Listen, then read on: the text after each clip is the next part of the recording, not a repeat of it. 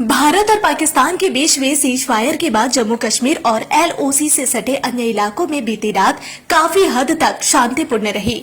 किसी भी तरह की घटना की खबर नहीं है। पहलगाम हमले के बाद पहली बार बॉर्डर पर पड़ोसी देश की तरफ से कोई हरकत नहीं नजर आई।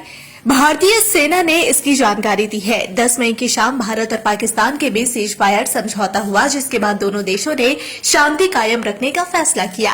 हालांकि पाकिस्तान ने 3 घंटे के भीतर ही सीज फायर का उल्लंघन किया और भारत के कई शहरों में ताबड़तोड़ ड्रोन से अटैक किए।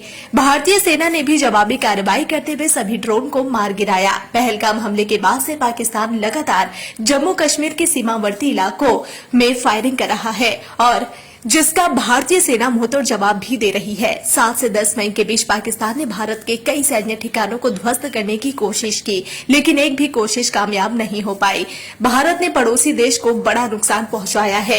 6 से 7 मई की रात भारतीय वायुसेना की ओर से ऑपरेशन सिंदूर को लॉन्च किया गया। इस ऑपरेशन के तहत पाकिस्तान में 9 आतंकी ठिकानों को अपना निशाना बनाया, जिसमें 100 से ज्यादा आतंकी मारे गए। खुद पर हुए हमले से पाकिस्तान बौखला गया और भारत पर लगातार ड्रोन और मिसाइलों से हमला करता रहा। 7 से 10 मई के बीच दोनों देशों के बीच तनाव की स्थिति बनी रही। जम्मू कश्मीर के पहलगाम में 22 अप्रैल को आतंकवादियों ने पर्यटकों को अपना निशाना बनाया। इस आतंकी हमले में 26 पर्यटकों की जान चली गई, जबकि कई लोग घायल हुए। इन 26 पर्यटकों में एक नेपाल का नागरिक भी शामिल था। पहलगाम आतंकी हमले के जवाब में भारत ने 6 से 7 मई की रात को कार्रवाई की और 100 से ज्यादा आतंकियों को मार गिराया।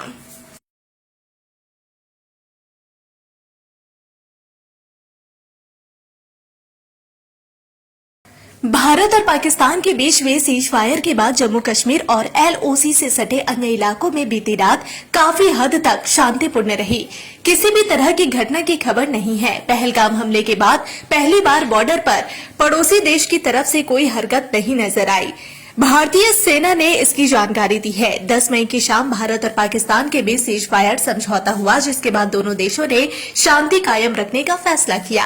हालांकि पाकिस्तान ने 3 घंटे के भीतर ही सीज फायर का उल्लंघन किया और भारत के कई शहरों में ताबड़तोड़ ड्रोन से अटैक किए। भारतीय सेना ने भी जवाबी कार्रवाई करते हुए सभी ड्रोन को मार गिराया। पहलगाम हमले के बाद से पाकिस्तान लगातार जम्मू कश्मीर के सीमावर्ती इलाकों में फायरिंग कर रहा है और जिसका भारतीय सेना मुंहतोड़ जवाब भी दे रही है। 7 से 10 मई के बीच पाकिस्तान ने भारत के कई सैन्य ठिकानों को ध्वस्त करने की कोशिश की, लेकिन एक भी कोशिश कामयाब नहीं हो पाई। भारत ने पड़ोसी देश को बड़ा नुकसान पहुंचाया है। 6 से 7 मई की रात भारतीय वायुसेना की ओर से ऑपरेशन सिंदूर को लॉन्च किया गया। इस ऑपरेशन के तहत पाकिस्तान में 9 आतंकी ठिकानों को अपना निशाना बनाया, जिसमें 100 से ज्यादा आतंकी मारे गए। खुद पर हुए हमले से पाकिस्तान बौखला गया और भारत पर लगातार ड्रोन और मिसाइलों से हमला करता रहा। 7 से 10 मई के बीच दोनों देशों के बीच तनाव की स्थिति बनी रही। जम्मू कश्मीर के पहलगाम में 22 अप्रैल को आतंकवादियों ने पर्यटकों को अपना निशाना बनाया। इस आतंकी हमले में 26 पर्यटकों की जान चली गई, जबकि कई लोग घायल हुए।